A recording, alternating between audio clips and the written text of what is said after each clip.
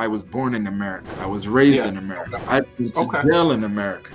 So let's put that out there. I went to jail in America, and school is about to end, and I don't know what I want to do. So that trauma, that stress, sitting on your head, that was my introduction to cybersecurity. Never heard of it in my life. Never knew it existed. Lord, take the wheel. It was one of the best decisions I made as a man and as a person in America. Horrible time of my life. I had got in a car accident, lost my car.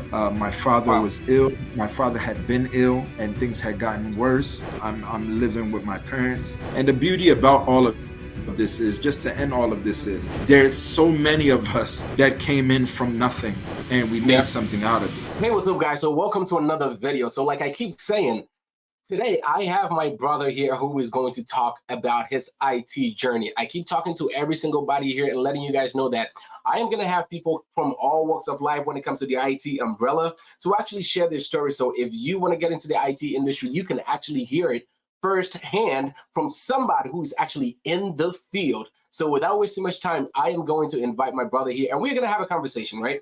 It's just a simple conversation that we're going to talk about how he got into IT, his background, what he did, what he's doing, you know, those type of stuff. And then we'll talk about the elephant in the room, which I feel like every single body wants to know about that, which is how much he makes, or, you know, that kind of like pay scale type of thing in the industry that he is in. So without wasting much time, let's get to it. All right, boss, so how are you doing today? Hey, how you doing, Albert? How you been? I'm good, man. So not to waste your time, I know, you know, we're here to talk about a couple of things here that a lot of people have been asking questions about. But before we do all that, I just want you to introduce yourself, you know, your name, where you're from, how you got into the industry that you're in now, you know, kind of like that background story before we jump into kind of like the serious stuff, if I should put it that way. No problem at all. So my name is Kwame Bafuakowa. I'm a citizen, born and raised in New York City, and has gone through a journey of life in America.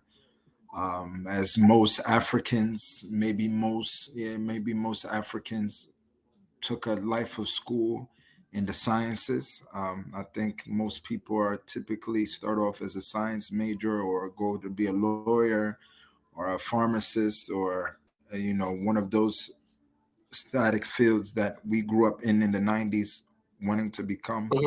But then by God's grace, I had a good friend, a very great friend of mine named Kwame as well, that I talk to daily, that I speak with and I confide in. Basically, a friend that I have, when he talks, I kind of listen, and we kind of share that rapport. And we had a time in our college days, just talking about what do we want to do as men, like what do we want to do, because we figured out what we went into college for is not what we want to do. So we wasted that time and those student loans already. But we, you know, the studying and cramming in science or whatever part of life, finance, accounting, we didn't really want that. The biggest thing that we came to a conclusion in was to find a nice life balance so we can do actually the things we want. And that conversation was brewed over time. And by God's grace, we received a phone call from him after he was well done his master's. I'm in my master's. He's working, at least he's almost done his first year out of his job that he received from his master's. And he told me that he just quit and he has a new job at Deloitte. It's in cybersecurity, and he's going to give me the full playbook to come inside. That's all I needed to hear, and that was it. I took his word. Like I said, that's the confidentiality and comfortability that I had in him. And ever since then, life has been the greatest thing ever, as far as having a 9-to-5 in America. Okay. So let's pick it back here. So what was your actual major in college? So my first college, I went to Delaware State University. I was biology pre-med, wanted to become a doctor. Secondly, when I was transferred schools, I went into Lincoln University in Pennsylvania, another HBCU, and that led me to still not know what I wanted to do. And so I said, I know I don't want to become a doctor no more, but let me just still stay in biology. And led me to switching into biochemistry, which was even Okay. harder. Um, but through that, I received a scholarship by having a mentor. The key word is mentor, mentors, where I got to travel abroad and just figure out. At that time, I was creating a time for myself as a young man. I Hmm. had a lot of issues with school because it's like I'm a part of that group that went to school not really knowing what we wanted to do. And Yeah. two, I'm a part of that group that went to school um, that, I'm suffering and school is about to end and I don't know what I want to do. So that trauma, Mm. that stress, Yeah. sitting on your head. I was working through those motions throughout those years. I mean, not as much because it's by myself. I could have found someone to talk to if I had the cognizant or the mind ability to really realize how big of a problem it was. But like I said, I went into biochemistry. I Hmm. graduated. Um, I got into University of Delaware with a full ride to go do my master's, and even worse, now I'm going into bioinformatics. But I felt Okay. more comfortable because at least the plan was let me bring in some IT into Hmm. the science. So already I was brewing up that IT mindset. I need to get into IT. I wish I would have taken computer science in school instead. Um, they said Hmm. that they would teach me coding and programming. So that's really what I took the major for. I did Yeah. biology. I'm about to learn the programming, coding, the basics. So Lord, take the wheel. And by God's grace, like I said, my gentleman came and saved me, introduced me to my forever Gotcha. friend now, my mentor that I took his training with him, that my best friend also took his training with him as well. Hmm. And um, that was my introduction to cybersecurity. Never heard of it in my life, never knew it existed, never knew it was such a thing. My mentor that I took the class with before he was my mentor, my teacher, he went to school for Hmm. cybersecurity. He didn't even know it was a major Okay. colleges. And he did that Hmm. back in 2008, 2010. So Yeah. it was like I said, it was one of the best decisions I made as a man and as a person in America, getting into adultville or adulthood. And yeah, Yeah. it's something that I can say I'm very fortunate for. Gotcha. So just so I reiterate and go back for everybody that's listening. So kind of like the journey was the fact that you were in college. So initially you, like you said, biochemistry, right? So you're looking to go into being like, yes, the doctor, the medical field, let's put it that way, the medical field. But then you were still undecisive as to what you wanted to do, though you were, I guess, smart, all those good stuff. But then you were so undecisive as to what you wanted to do. And then you found a mentor who actually guided you into getting into the cybersecurity industry. Correct me if I'm wrong. Yes, I had a friend that Hmm. connected me to my mentor, and Okay. it was also his mentor at the time, and from there Okay. the sky was the limit. Yes. Gotcha. So, what was this while you were in college, or did you get done with college, do some sort of quote unquote, let's say, menial jobs before getting into the cybersecurity industry? That's a very good question. Yeah. So that is a very good question because when I recall my time, and I started my master's in 2016 September. Okay. Um, I was in 2018 Hmm. beginning is when oh yeah, 2017 ending is when my friend received his first job. But I mean, Hmm. we're conscious, so he told me to wait. Let me get a feel for it. Um, and so when he got a feel and a groove into his job as a security control assessor in RMF, the Hmm. great Hmm. RMF, in We'll Deloitte, talk about that. um, apart from that, after he gave me proper feedback, at that point I was ready to shoot. So me, I was sticking to my gentleman. I was on a leash, ready to be let loose, because I knew that this masters that I was doing, it wasn't cutting up for me. Even though I know for a Yeah. fact, if I could have paid attention, and if I would have really Hmm. had a heart and stuck with my masters, I would have had a good job. I would have been well Yeah. off. It's not even a question. Mhm. But I just Yeah. couldn't see myself as a scientist in any way. Um, Yeah. Yeah. so, like I said, 2018 was when I took my leap of faith and I finally joined the new class that was starting. I even joined 2 weeks late, maybe 3 weeks later. Mhm. But literally, I was still doing my master's. I was on projection to graduate that December. I think I should have, Mhm. um, or maybe that May. But Yeah. back to the first question that you asked, the biggest thing Mhm. was the time period that I was in. Horrible, Okay. horrible time of my Yeah. life. I had got in a car accident, lost my car. My father Wow. was ill. My father had been ill, and things had gotten worse. Okay. Like I said, I don't want to do my master's. I'm living with my parents again now. I done had my daughter. Um, Mhm. you get what I'm saying? So I had a Yeah. whirlwind There's a of lot. life issues Exactly. while I was Exactly. taking that cybersecurity Yeah. venture. And Gotcha. I mean, at the end of the day, i- is I think going to I mean, you made college it for out. So that's the 6 most years, important thing. going to college for 6 years and not enduring a major or enjoying a major that you like, I think is probably even worse in some cases. So Yeah. uh, I think that was the Gotcha. blessing Gotcha. for me. Got it. Got it. So now let's talk about the, I guess, the elephant in the room, right? Which is what everybody watching here wants to get into. What everybody wants to talk about. Most of the time, you would get a text message, and I feel like you do the same thing too, because you normally would do, that career preps with people, interview preps and stuff like that with people, right? Most of the Yes. time, when people would text me and they would ask that question, "Hey, Albie, I want to get into the cybersecurity industry, or I want to get into IT," right?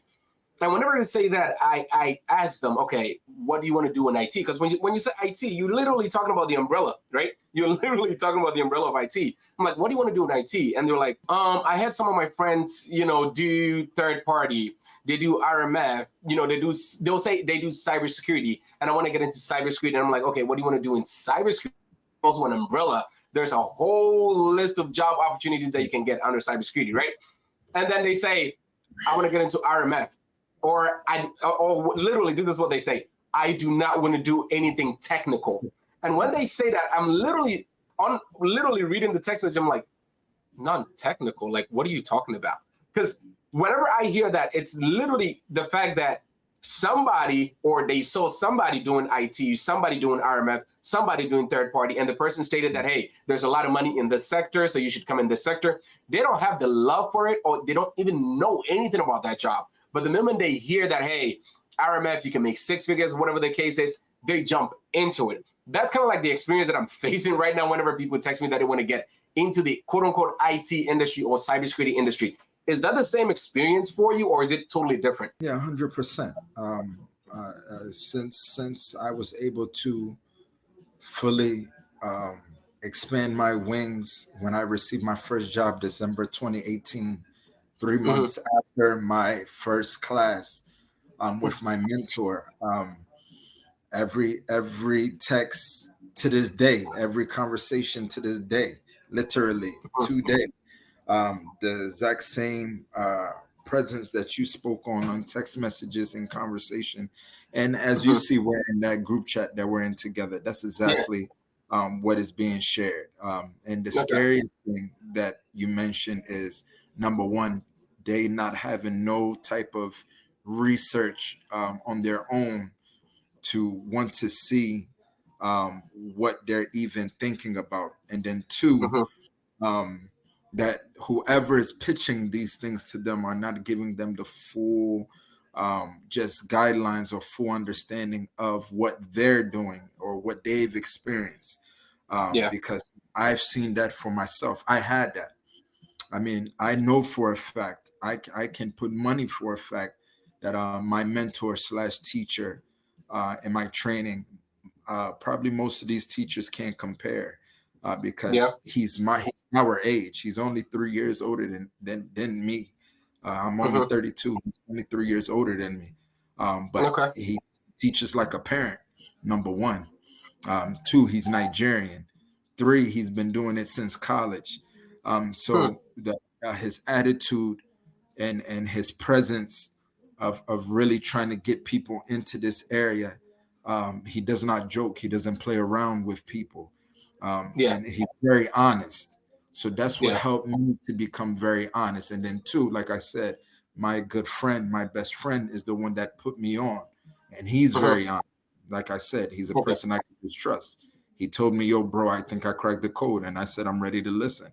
And I know most people don't have people like that in their life or in their corner.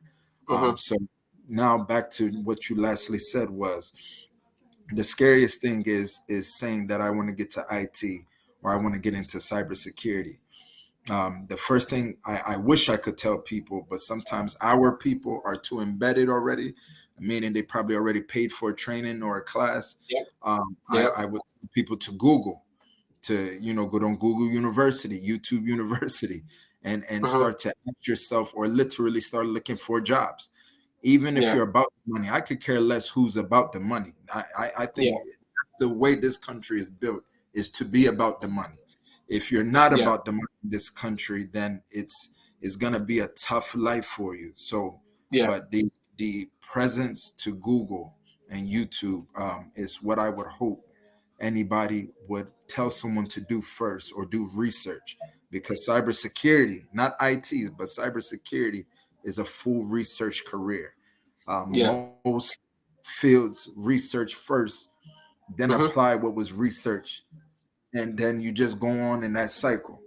So you're figuring things out, you're relating things back, and then you're applying it. That's all what Yeah. cybersecurity is in a nutshell. In almost at least 90% of the positions. You're Okay. researching things, you're finding artifacts. And so I feel like if you're able to start that from the beginning, you'll start to build that proper journey of where to get into or how to get into your IT or cybersecurity profession. Got it. And from what you're saying, that you having the mentor and you having the teacher, right? Does that mean that, like you said, you joined, let me say, a boot camp, right, for about what, 3 months? Yes, Okay. mine was 3 months. My Hmm. class was 3 months back in 2018. But Okay. once again, my friend gave me the scoop on to make sure that you befriend the teacher, which is genius. Everybody should Hmm. know that your network is your net worth. So Hmm. I'm good at that. I know how to make connections. So I Yeah. made sure I stuck to him like glue. And so while Yeah. some people had the class for 3 months, I had mine until I had the job, Yeah. because I was in his face, I was in his ear, I was texting, I was calling. I would invite him out to dinner. I would invite him out to Hmm. lunch. I would see what he's doing, just check up on him, Hmm. because he has the knowledge. I did not, and I. This is my last decision. This is my last. I'm on my Yeah. last, because I'm in my master's while I'm doing this. I'm supposed to Yeah. graduate in the next 3, 4, 5, 6 months. I don't want to do this no more. And I stopped Hmm. paying attention to school. So you get what I'm saying? For me, the pressure Yeah. was Yeah. on. It Hmm. wasn't as much pressure as being a part of something that I didn't want to. So yeah. Gotcha, gotcha, gotcha. And like I was saying, right, with these boot camp stuff, what I've come to realize is that, let me put quote unquote the DMV area. But before we get into that boot camp stuff, can you kind of like, I'm not in the RMF field, right? I'm in the cybersecurity analytics field. I do all the analytics stuff, the backend stuff, deployments, all that patching and all those stuff, right? But in the RMF field that I hear a lot of people talking about, can you kind of like give us a general idea of what this RMF is? That I know it's semi non-technical, even though you're supposed to know some technical terms, but they say semi non-technical type of thing. But a lot of people talk about how, I want to get into RMF. And some of the stuff that I see from the African community that we're in is the fact that most of the time people want to get into RMF and they're not even United States citizens, right? Sometimes they want to get into RMF and they do not even have clearance, right? So can you please, hit the nail on the head on that part as to if you want to get into the RMF field, right, what are some requirements or prerequisites that you're supposed to have? Either you being a citizen, whether you having some sort of background knowledge, whether you having some sort of certifications, because I say this about certifications, that certifications will do as much as getting you an interview, but it will not do the job for you, right? So you can study, you Yes. can cram whatever and do the certification, but then you will probably get a recruiter call you because you have some sort of certification and the ATS system picked you up, but then not necessarily that you're going to get the job, right? So can you give us like a general umbrella, high level view of this RMF sector or this non-technical sector in the cybersecurity environment? Yes. So with that being said, RMF is what I took. So I'm a part of that group. So I could Mm-hmm, never um, try to shut down or diminish that field, because mm-hmm, the field it serves so but you nailed it right there in the middle, right? It's a government and federal space. It's a okay, niche. RMF is a niche, risk management okay, framework.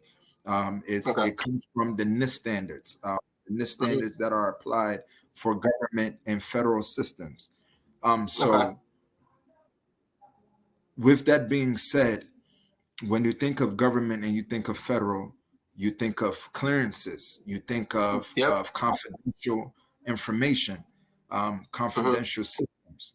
So with that being said, that's like three barriers on its own that we've just mentioned: government, mm-hmm, federal, and clearances, or yeah, public trust background checks. yeah, Most people that are transitioning in never even heard of a clearance. If you yeah, weren't in the army of any facet, whether Navy, Air Force, or Army, you've never even heard of a clearance. I never knew what a yeah, clearance was. I never knew a clearance existed. Um, yeah, so that's kind of the three big barriers already. And then as a foreigner, because we're speaking for our people, I believe in this mm-hmm, conversation, where most of us come from abroad. We haven't served that much of a long time, or served maybe properly in this country of yeah, having to be suitable for a government or federal job, or to have a mm-hmm, job that requires a clearance. Because mm-hmm, typically, as a foreigner, you come, just grab and go. You get it how you can. So that's yep, Walmart jobs. That's just regular 9 to 5s, customer service yeah, jobs. Just normal civilian jobs. yeah, So with that being said, already the biggest barrier is you're switching careers. Anytime you yeah, want to switch a career is another barrier. So that's 4 barriers right there. We're not even mm-hmm, focused on RMF. We're just focused on you in America, right? yeah, Now we haven't spoken on citizenship, just like you yeah, mentioned. That's green card. So mm-hmm, that's 5 barriers for an area that you're learning, or a niche that you're learning, that is on uh-huh, its own, that you have to think about. And yeah, when the discussion is being had, to come and take these classes from these trainers, it just hurts to know that with these 5 barriers that we've mentioned, that these mm-hmm, trainers or teachers are not telling people that, yeah, hey, is government federal job, one; two, what is your American citizen status; three, what have you actually been doing since you've been here; yeah, four, now this is just something, cybersecurity. A lot of jobs want you to have what? A college degree. yeah, And some are bougie, where they want you to have a college degree from what? This country. exactly, Those are all high major barriers. You, mm-hmm, you, you get what I'm saying? And then we haven't yeah, even got into the learning you need to have, or the type of mindset you need to have to transition into cybersecurity, which is okay, why and it's not really all the trainers and teachers' fault as well. Is the people. You can't mm-hmm, go jump into something. That's our people. That's what we do as people. We're trends. We're yeah, trendsetters, and we love to jump into trends ourselves. yeah, And the biggest work is to do the research. And that mm-hmm, took me some time, yeah, because as you can see with my beginning story, I just jumped in. But see, I jumped in yeah, with a trusted source, though. And I yeah, was, by God's grace, my mentor was a trusted source. He yeah, was very efficient. He was very honest, just like my mentor was. And then also, my friend, I had him as a real life example. yeah, So I understood where I was. And then two, I was born in America. I was raised Yeah. in America. I went to Okay. jail in America. Mm-hmm. So let's put that out there. I went to jail in America, Okay. but Okay. still my barriers is not as bad as someone else that hasn't gone to jail any time in their life. Just a Gotcha. simple thing of you being a foreigner, Mm-hmm. RMF provides you a huge challenge. And then you mentioned the Mm-hmm. green card thing. You being a Mm-hmm. green card holder is absolute blasphemy. To Yeah. take someone who's a green card holder and tell them to come into RMF when most jobs even want you to have a clearance. So Okay. that's the thing that kind of hurts me with this RMF thing is, but the beauty Mm-hmm. is now, and which is also the beauty of cybersecurity, for a lot of jobs, it may be hard to get in, but once you Mm-hmm. get in, is one of the easiest jobs to do. And RMF Yeah. is that field. I Okay. don't know much of anyone that suffers in their job. Okay. Those are the people that I knew during COVID who were working two or three jobs easily. Okay. Those are the people that can work two or three jobs easily. I Mm-hmm. mean, because there's government and federal, due to the government and federal, and they don't like working from home, that kind of Mm-hmm. messes people up. But Yeah. it's the easier job. What you're taught, if you have a good teacher, what you're taught is literally what you'll be doing at work. It's not like a Okay. lot of these other cybersecurity IT fields where what you're taught may be 40%, 20%, 50%, 60% of Mm-hmm. what you was taught by a boot camp. But most of Yeah. these aren't positions. What you learn, if you've had a good teacher or if you've had a good book or good knowledge that you was able to retrieve, yeah, that's what you do at Yeah. work. And that's the Got mind game cybersecurity plays on. got it. So So, well, that's what I have mhm. to say about that. Got it. So with your experience, right? Because most of the time, I've not taken an RMF bootcamp before, but most of the time when I see people wanting to get into the RMF field, I tend to kind of like ask these questions because, like you said, the NIST standards, right? NIST standards has to do with the United States government, right? And under the United States government, like you said, it has to do with clearance and all those stuff. So, like you stated, right? If an individual goes to one of these boot camp guys and tells them that, hey, I want to get into the RMF field, and they don't ask them these questions, though the people did not research and all those stuff, right? To know as to if they can get in or if they can't get in or how difficult it would be, right? But if they do not tell them that, hey, or if they did not ask them, hey, are you a citizen? Do you have any sort of like, I guess, experience or whatever the case is when you born here, like how you were and stuff like that. Do you think at the end of the day, it's kind of like a 50-50 thing where you would literally take about $3,000, $5,000 from an individual, not literally doing that prior questioning to have them know that, hey, whatever field that it is that I'm trying to get into, it will probably be very difficult. And I say this because, right, there's a lot of people out there who've taken boot camps. Let's say on a scale of about 70% of people who have taken boot camps and they do not have a job, right? They will literally send you messages. Yeah, they will send you messages backdoor to let you know that, hey, if you guys are hiring in your company for security assessor, if you're hiring for a risk management framework, blah, blah, blah, all those stuff, right? Please let me know. So is it that these bootcamp folks or these guys that organizes these boot camps are not being honest with the people, or the fact that these people do not do their research before getting into these boot camps? Because I feel as though the people, they hear the word six figures, IT, cybersecurity, non-technical, and boom, they literally jump into it, right? So do you think it's the fault of these bootcamp guys, or the people should do more research as to, whatever field they want to get into in the cybersecurity industry? Right now, we're talking about RMF. I mean, with that being said, it's clear it's on both. It's on everybody, and you're the Mm-hmm. consumer at the end of the day. Mm-hmm. So if you're going in for knowledge and you're not acquiring about the knowledge that you want, you really Mm-hmm. can't blame anybody. But Okay. also, I mean, it does play an effect of what resource you're going to, because the Yeah. resource is not only the information, is the person. Mm-hmm. So I mean, that part is there. Well, Yeah. but at the end of the day, it's I would never say it's 50-50. Um, Okay. because at the end of the day, we're in a country where Google and YouTube works. Mm-hmm. Even though you may not understand what you're Googling and YouTubing, you'll never know what it can take you. And that I do know people don't do that. Yeah. And but like I said, it's two it's two areas where awareness just needs to come. I mean, for all of those Gotcha. that's made money in the past 5 to 8 years, 10 years, I mean, hey, fine. Mm-hmm. You know, we can take it to the. I just hope that as of now, as people are becoming aware, as much as many that are not aware, um, you know, it'll start a spark and a change when they hear the whispers.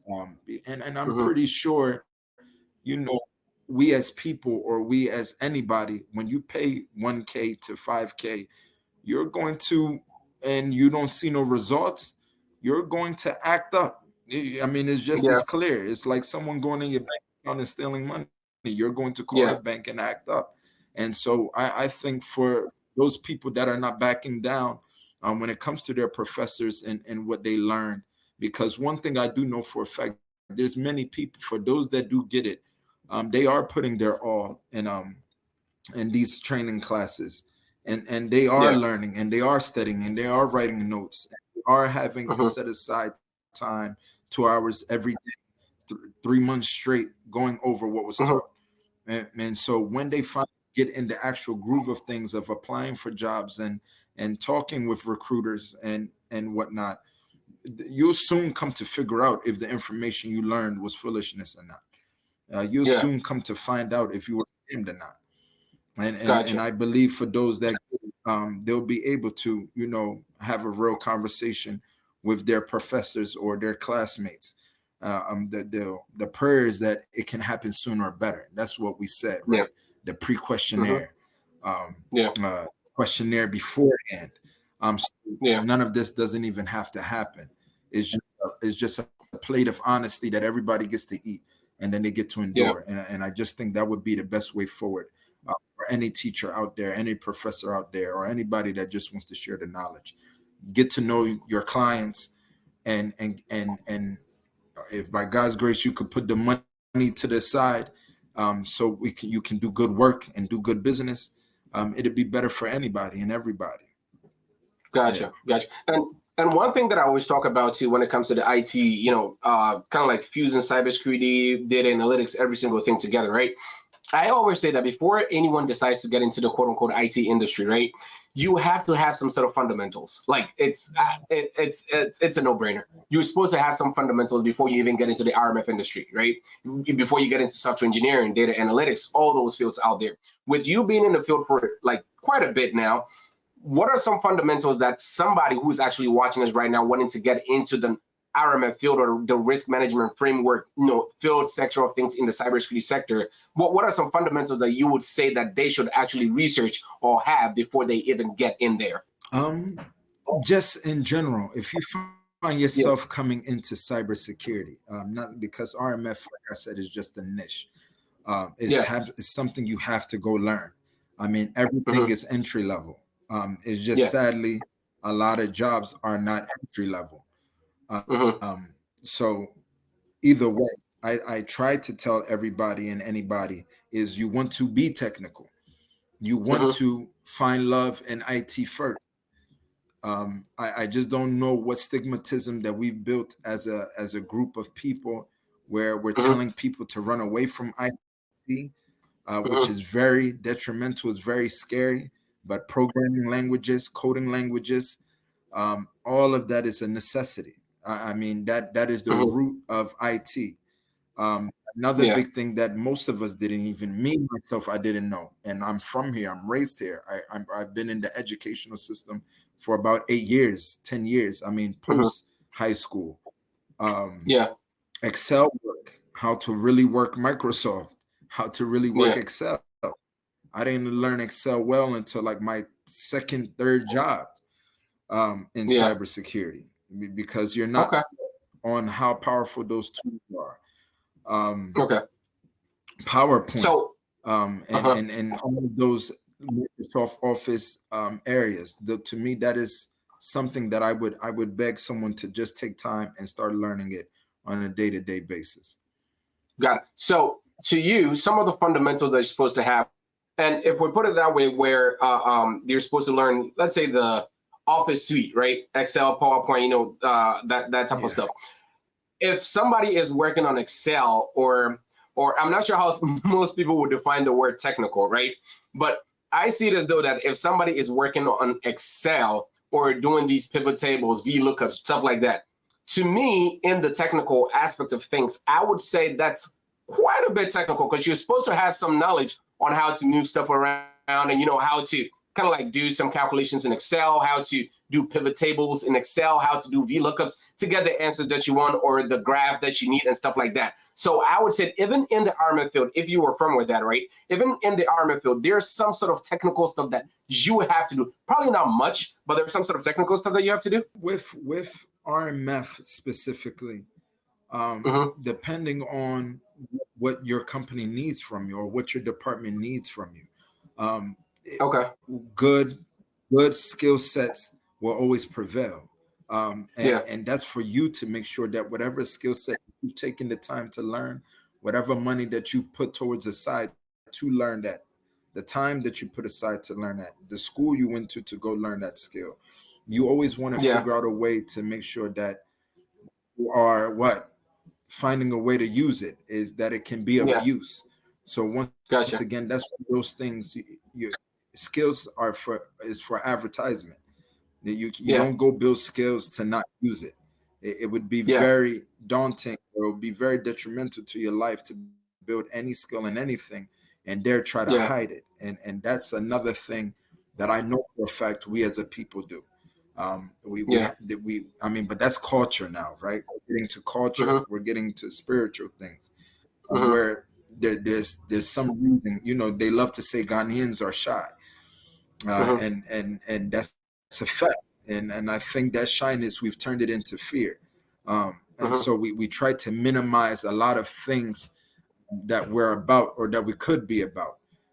We're the own killers to our own dreams or to our own next big paycheck, due to that phrase, I don't want someone to know my business.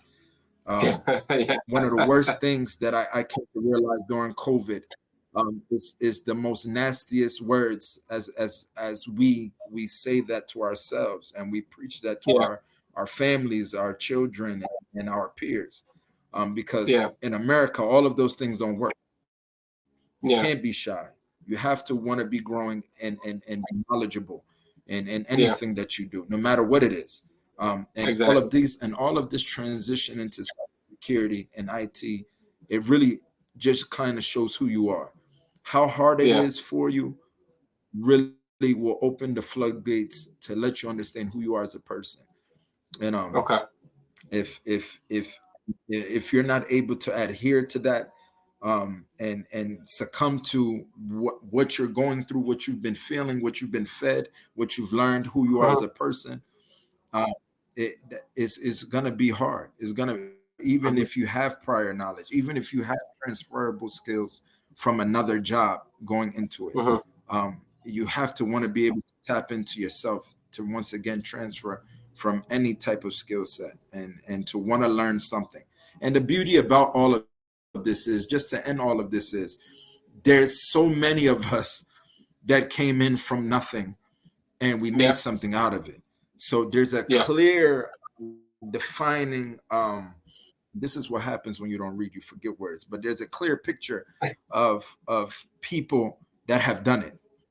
So having a clear picture of people that have done it, all you now know is, I just got to do the work, because I can achieve. I just got to do the work. It's not like it's unachievable. You've never seen it. You've never heard of it. You don't know people. I mean, that's why we have that group chat. Out of that 1,000 or 2,000 people, I want to believe there's 600 to 700 people that's working.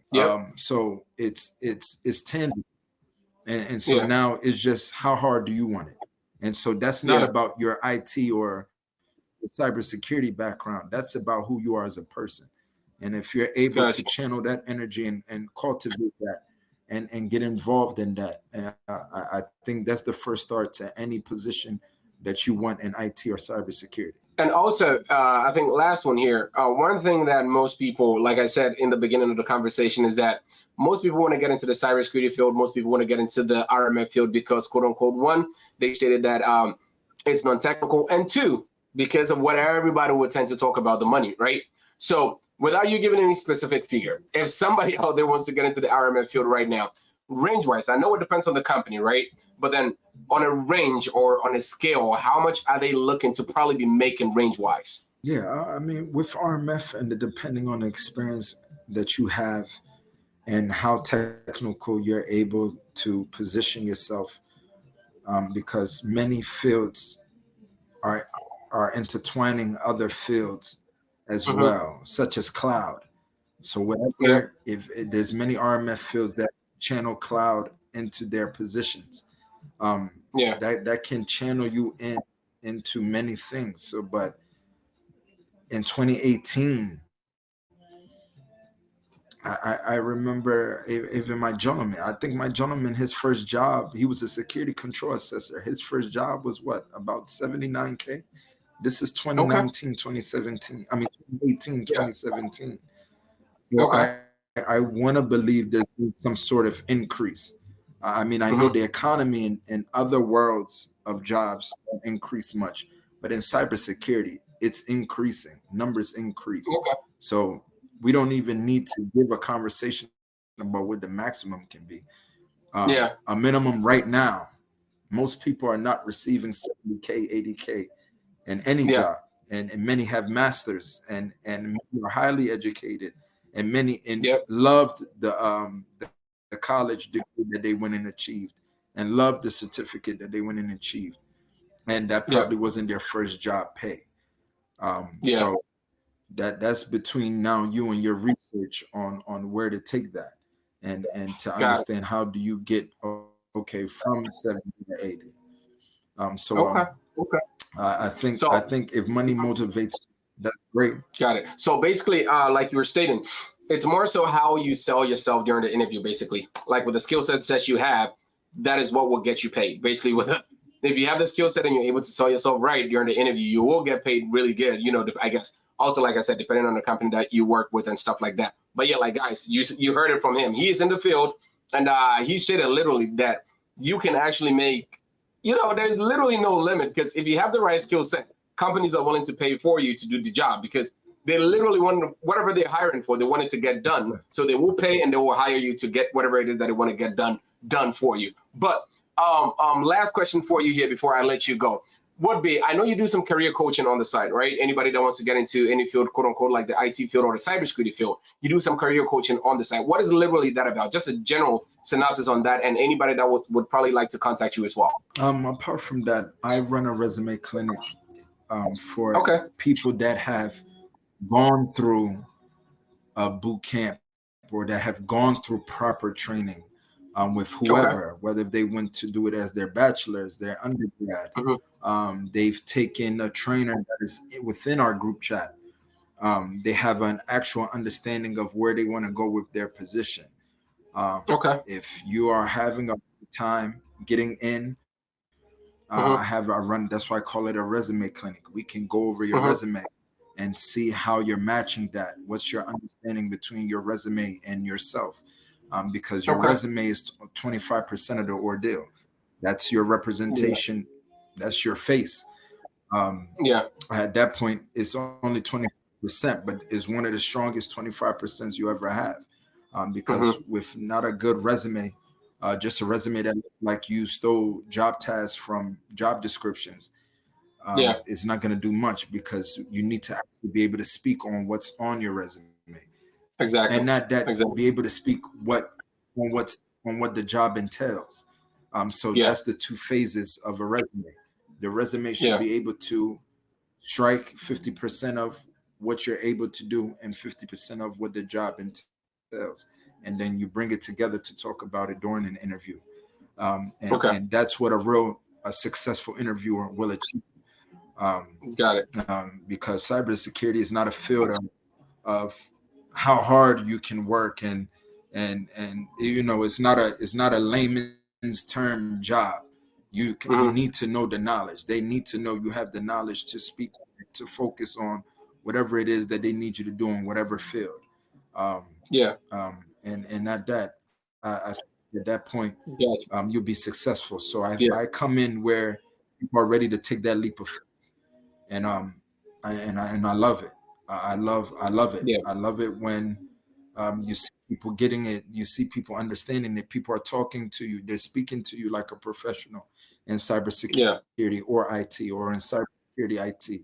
And it helps me to learn, because I deal with so many people in different positions.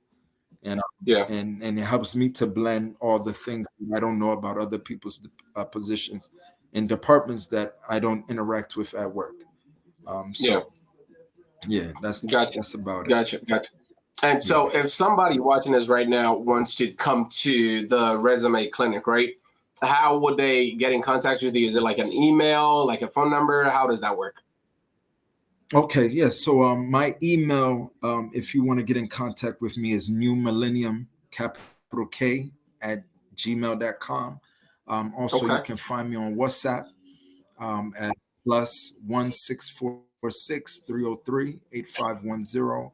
And lastly, if you need to text to log in to receive the link to have a free 15-minute consultation, you can contact me or text the number 862-231-5171. One of those, someone will respond. Or you can just hopefully come and join the link. The cybersecurity IT group chat link that we have. And that's just something that would probably need to be texted and posted for anyone to come and join, because I don't know how to say that HTTPS link. That's a long spiel. But we're on WhatsApp. I'm on WhatsApp. You can find me at WhatsApp. All right, great. All right, guys. So I'm gonna put all the information in the description below. So if anybody wants to, join the WhatsApp group, or they want to join the resume clinic to have their resume revamped, like I would normally say, just go over to the description below, and I'm going to have every single information on there, how you can reach them for the resume clinic, and how you can join the WhatsApp group to make sure that, you're getting your feet wet. We have professionals on there that if you have any questions, they would be more than happy to assist you, help you out, even if you got out of any boot camp and you're kind of like finding it difficult to, figure out your resume, how to get out there, put yourself out there in front of recruiters and stuff like that. Like Kwame said, he is more than happy to help you out there. Like I said, I will put the information in the descriptions below. All right, guys. All right, so Kwame, thank you so much. Thank you so much for joining us today. Like I said, I'm not going to waste your time, but I really, really appreciate you giving us the insight today. Guys, I do hope that we did give you some great gems today. Till I see you again, please stay blessed, be blessed, and God bless. Peace.